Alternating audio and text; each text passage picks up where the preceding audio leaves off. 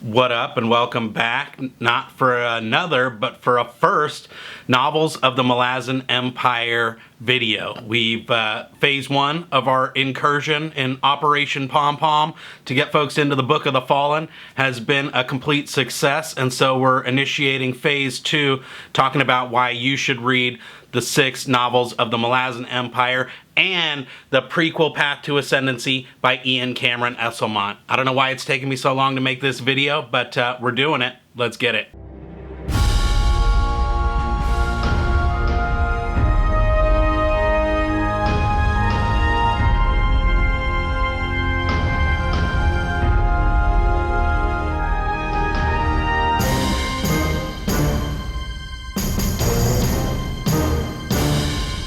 So if you haven't been keeping up with the 10 Very Big Books podcast, you won't know that I'm just like a huge sucker for the ice books, as we call them. I'm just a huge fan. I love Knight of Knives, which I kind of view more as the end of Path to Ascendancy instead of the beginning of the novels of the Malazan Empire. It'll be interesting to see how it all shakes out when the dust settles and all of these books are done. But I just a huge fan, but I wanted to kind of start by talking about what this video is not going to be, right? Because what I don't think you should do is go into these books looking for a kind of companion piece to the Book of the Fallen, because for me they're, although they're tangential and whatnot and have overlap in terms of the overall like chronology of events, I think that they are very much their own story. So this isn't why the ice books make the Book of the Fallen better. For me, I think just reading them in publication order really helps, and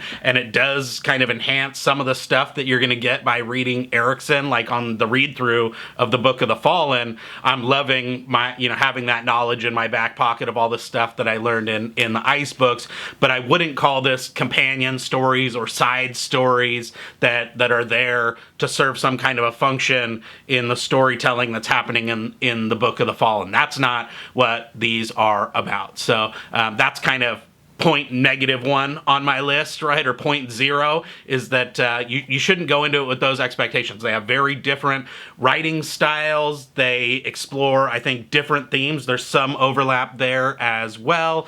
There's different styles, right? Just in terms of, the pacing and all of that stuff. And again, I don't have the vocabulary that my buddy Philip or AP or the High Fist have to describe this kind of stuff, but they are kind of different animals. The other thing is they explore different characters, and we do get some shared characters, right? Like you get some Lacine, you get some Decem Ultor, you get some of our friendly like bridge burners that we love in Darujistan that are shared, but they're the kind of main characters of the ice books aren't the main characters that we follow in the Book of the Fallen. And for me, that's a positive, because again, he has his own character style and all of that. And so just want to set that expectation, which I did for 5 minutes here, about what you shouldn't expect going in, because they're their own thing. And I think that for whatever reason,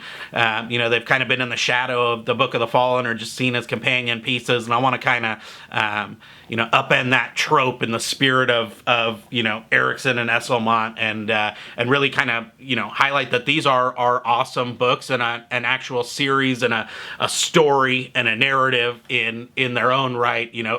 Kind of totally above and beyond what happens in the Book of the Fallen, separate and in addition to, although they do kind of complement each other. Okay, so now that we've talked about what it's not, let's talk a little bit about what it is and why you should read it, because again, they're super epic and awesome and badass. And I think the one thing that is a common thread between the Erikson and Esslemont stuff is just the world building. There's a lot of good backstory, lore, world building stuff about the magic system and all of that happens. And I think it's even been said in multiple interviews that kind of Esslemont's the details guy, or has a lot of the lore, and actually is kind of one of the ones who was maybe crafting a lot of the kind of background stuff that was happening in the gaming, like the contextual stuff, the kind of the texture, if you will, to just the environment, right, and all of that stuff. And the other thing he does is really flesh out the world. So again, if you're just a sucker for the Malazan world map, and again, Wordhead has that definitive Malazan map, which I think is really helpful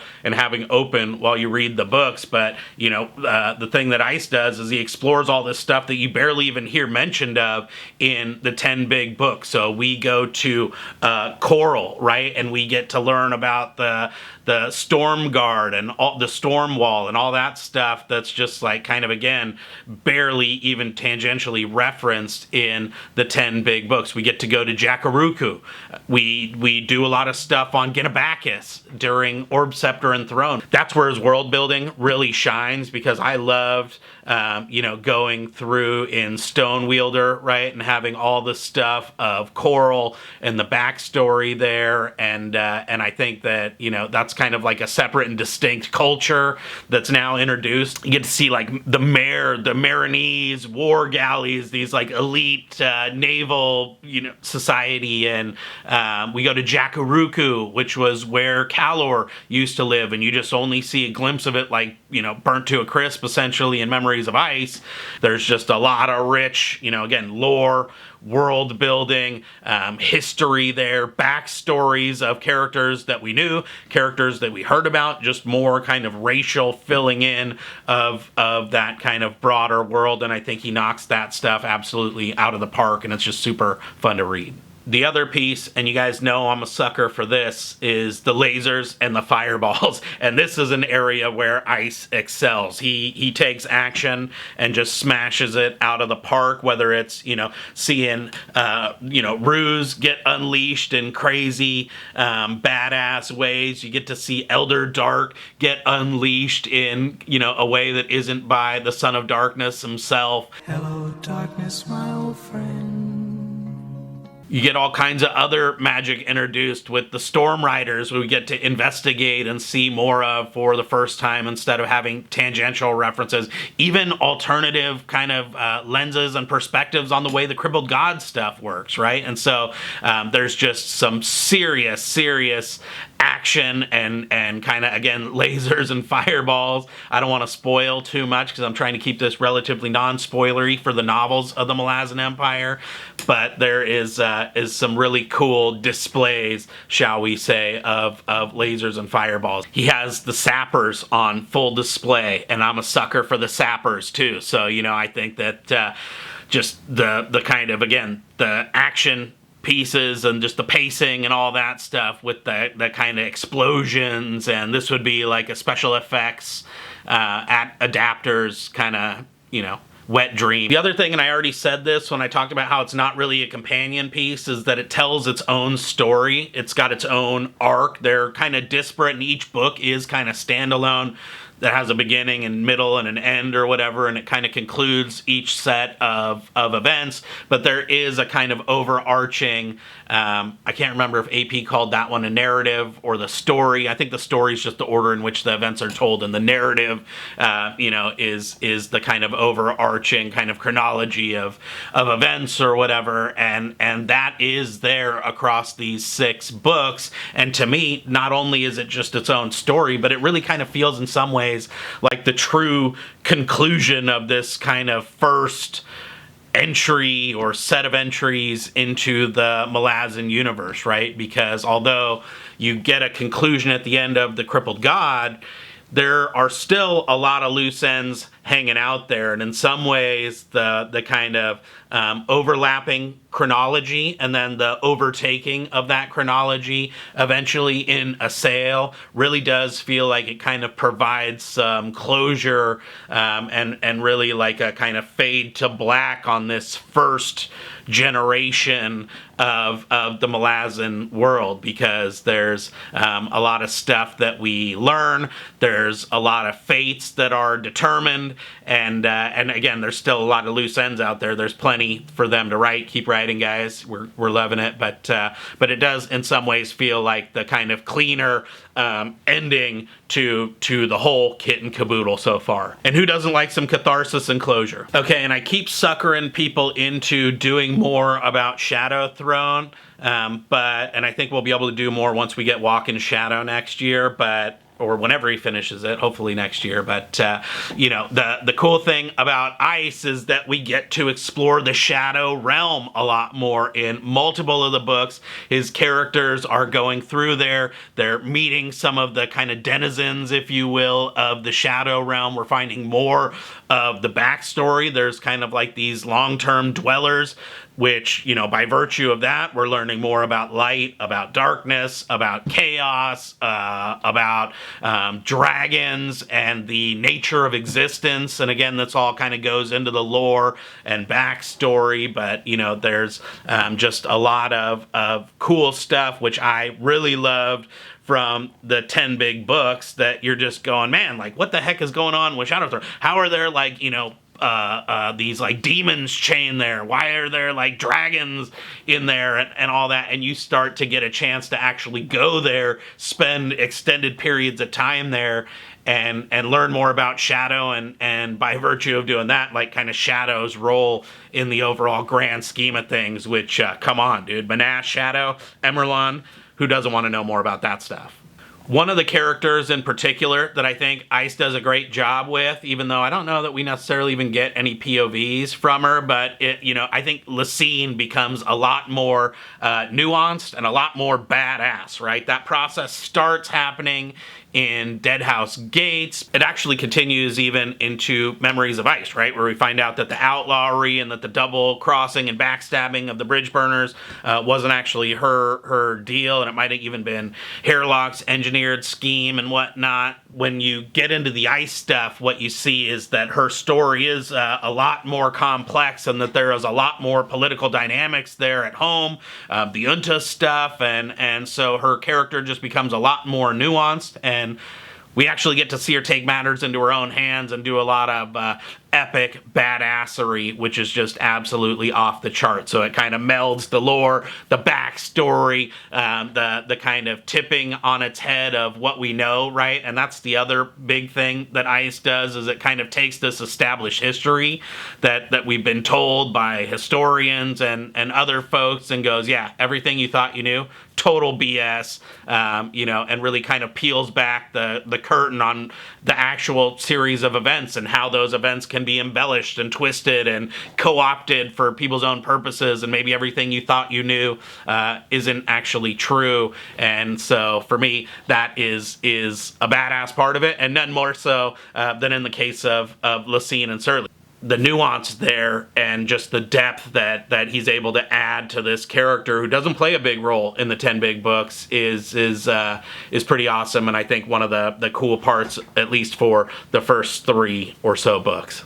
On that note, Taishren also becomes a lot more fleshed out, right? Instead of this aloof character that we only know, you know, at a distance through arm's length kind of interactions with people in the books, and have a pretty negative view of him, even though we know he's pretty powerful, and actually the High Fist did a great video talking about just how badass Taishren was, and I think it was in his Quick Ben University video where he was talking about the Siege of Pale and how Taishren is underrated or something like that. But the character that he is a lot more complex, and you know, he is just kind of like one of these people. I think of Taishren as kind of somebody who's maybe on like the autism spectrum or something, where he's just like ridiculously smart and powerful with just like no social skills or ability to have just normal interactions, and is just like thinking in such an abstract and complicated way that it like precludes him from being able to kind of ingratiate himself with the people that he's around. But you really get to get into that and what his motivations are, and just like his kind of power leveling and all that stuff is just absolutely insane. And I love the Taishren stuff in the Ice books. Your word, Chad. And point number 7, for those that are keeping score of what number we're on, the other thing that I think I really like about the books and his writing style in general is just the action and the pacing. They're just a ton of fun. They're like a rip-roaring adventure. It starts in first gear, and it feels like you're redlining the car the whole way and just constantly grabbing gears. And so there's just while I think that the 10 big books can in some ways feel heavier, they're kind of like chewier, if you will. That's what we call the really bold wines here where I live. But it's very contemplative, it's ponderous, it's playing with all these themes. In some places people think that's what bogs it down. That's like a common complaint, right? That it gets so ponderous and philosophical and all that, and you're like, dude, I just want to see Gruntle out there wreaking havoc or whatever. Well, if you find yourself in that boat and you're looking for more caboose right, like Siege of Pales, Corals, more Yugatans, right, then that, I think you're going to be in for a pleasant surprise. Number 8, and this one gets pretty specific, but you really get to dig in on the Crimson Guard. Not only is the second book called Return of the Crimson Guard, but they feature pretty heavily throughout the whole arc. And I don't know if those were his characters that he always gamed, because you do see Erikson write Crimson Guard stuff in Midnight Tides and elsewhere, in Gardens of the Moon even, like Blues and Fingers and everybody was there, like helping Kaladin brood in Darujhistan originally before they kind of bugged out. But you really get to dig in, and their story is just fascinating, and just exploring this hate that they had for the Malazans. Plus, they're just absolutely badass. So again, going to the action, going to the lasers and fireballs, right? They just get into some gnarly shit and they're tearing stuff up. Bars, in particular, just absolutely shines. If you loved Bars and Midnight Tides and you were like, whoa, who is this dude? Like, this guy is dope. I just want to ride shotgun. Then pick up these books. You're going to love it. Bars just does not disappoint. He's the absolute G that you want him to be in these books, but also super complicated and a lot of depth and shenanigans, shall we say, going on there. And the other one is Shimmer, who we don't see a lot of in the main 10 books, or gosh, I did it. I promised myself I wasn't going to say that. But in the 10 big books, you don't see a lot of Shimmer, and she is one of my absolute favorite Ice characters, hands down. Has a long run in the Ice books, and just absolutely love her to death. Great leader, epic, badass, conflicted. She has all the philosophical stuff going on that you go for in an Erikson book, so she's just really rich and complex and just straight up dope. She should have went way deeper into the biggest badass tournament, but Crimson Guard, Iron Bars, and Shimmer are 3 huge selling points to get into the Ice books just on their own. What are you waiting for? And on that note, what I already mentioned is if you like Segula, Moranth, you want to blow stuff up, you want to see people just get absolutely punked and dominated with swordplay, and actually learn a lot more about the backstory of those 2 races, which is absolutely fascinating. Again, I'm on Orb Scepter Throne right now, and it's just so chocked full of backstory about Genabacchus, and has bridge burners in it. But the Moranth and the Segula, the Barghast, and all of that, just the kind of, once I finish Orb Scepter and Throne, I'm going to make a races of Genabacchus, because you really just have so much cool stuff between what Erikson writes and what you get in Memories of Ice, which is just tangentially related, but really explored, in its own way and its own kind of badass story. And Darujhistan being born on a rumor and all that stuff is just... how can you not want more Segula? Okay, and then last reason, which I think is the top reason and kind of encapsulates everything that I said I loved about the books and what I think you'll love too, is just the badass battle scenes. I mean, this guy knows how to write a set piece, whether it's the kind of set piece that happens in Night of Knives, which is like a one-day, the whole book takes place over the course of one day, and there's this big gnarly climax there, or in Return of the Crimson Guard, where there's like a multi-front war happening over the course of hundreds of pages, where you somehow, are kind of bouncing from front to front and keeping it all super interesting and exciting, and having characters in there that you care about, both new and old guard, which you find out a lot about, is just absolutely epic, right? The naval engagement in Stonewielder is just straight up insane, with just so many different types of ships, more Moranth backstory, the kind of ground campaign there with my boy Manask up in the mix, and Ipshank, the former destriant of Fenner, showing up too, who you read about in these epigraphs from the 10 big books, but who you actually get to find out about Ivaner. And there's just a lot of really dope battle scenes where stuff is just straight up going down, and that remains true even with set pieces in Orb Scepter Throne, in Blood and Bone, which I'm really excited to get into and explore Jakaruku, and in Assail, with these gnarly climaxes and just kind of these running battle sequences that are just